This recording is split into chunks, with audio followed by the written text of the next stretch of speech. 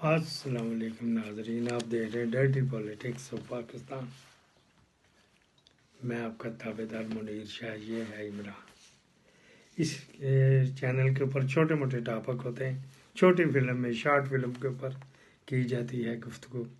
Education education education, پڑھائی جو بہت ضروری ہے۔ اگر پڑھا لکھا بندہ ہو تو اس کی فیلڈ نہ بھی ہو تو دوسری فیلڈ میں وہ اپنی عقل کے مطابق بات کرتا ہے۔ مثلا کوئی انڈسٹریلسٹ ہے تو وہ فارمنگ کے اوپر بھی بات کر سکتا ہے، وہ پولٹری کے اوپر بھی بات کر سکتا ہے، اس کے علم ہوتا ہے۔ اس طرح کے ایک ٹپ دے رہے ہیں مفتہ اسماعیل صاحب، باہر سے کوالیفائڈ امریکہ سے پڑھ کے آئے ہوئے ہیں۔ تو یہ دیکھیں جی ان کا کیا وہ فرما رہے ہیں۔ 2200 روپے ویٹ کی پرائس ہوتی تھی 2021 میں۔ 2022 میں شہباز صاحب اور آئے، ہم کو بھی لے کر آئے، بات چیت ہو رہی تھی۔ میرا یہ خیال تھا کہ 3000 روپے کر دو، چلو مہنگائی بہت ہو گئی ہے، 2200 روپے سے بڑھا کے 3000 روپے کر دو، ویٹ بھی آ جائے گا۔ طارق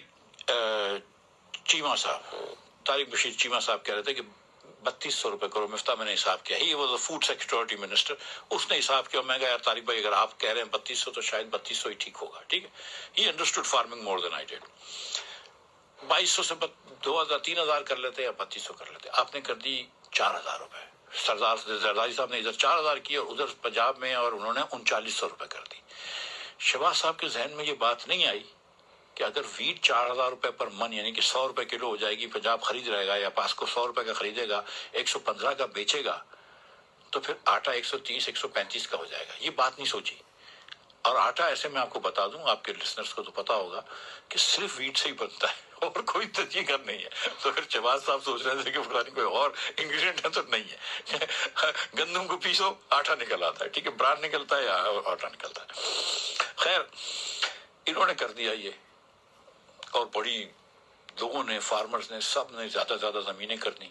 انہوں نے ڈی اے پی، ایک جو بہت مہنگا فرٹیلائزر ہوتا ہے، وہ بھی ڈالا، اور فرٹیلائزر بھی 2 3 مرتبہ ڈال دیا، ٹھیک ہے۔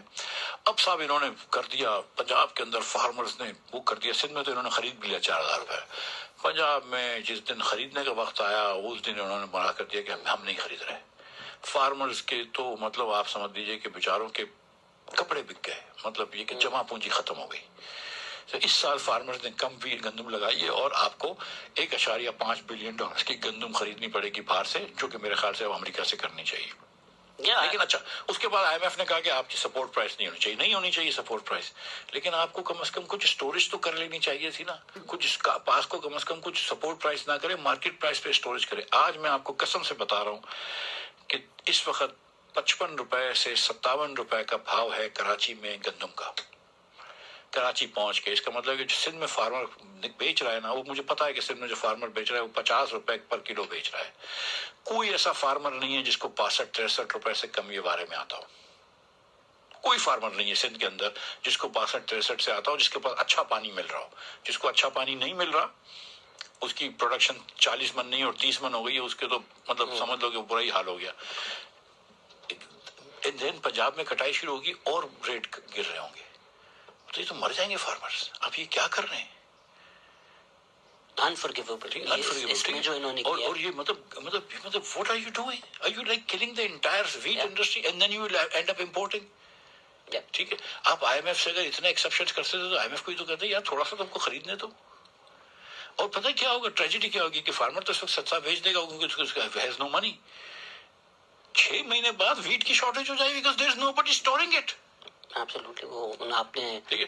سو یہ میں آپ سے کہتا ہوں نا کہ کمپیٹنس بہت ضروری ہے، اور یہ بہت انکمپیٹنٹ ہے معذرت کے ساتھ۔ نہیں، ویٹ پہ تو انفرگیویبل جو انہوں نے کیا ہے، یہ اس کا ایک لانگ ٹرم ڈیمیج ہو۔ مفتہ بھائی، مفتہ آپ کا لگے، جب ان پڑھ جاہل میٹرک پاس لڑکی کو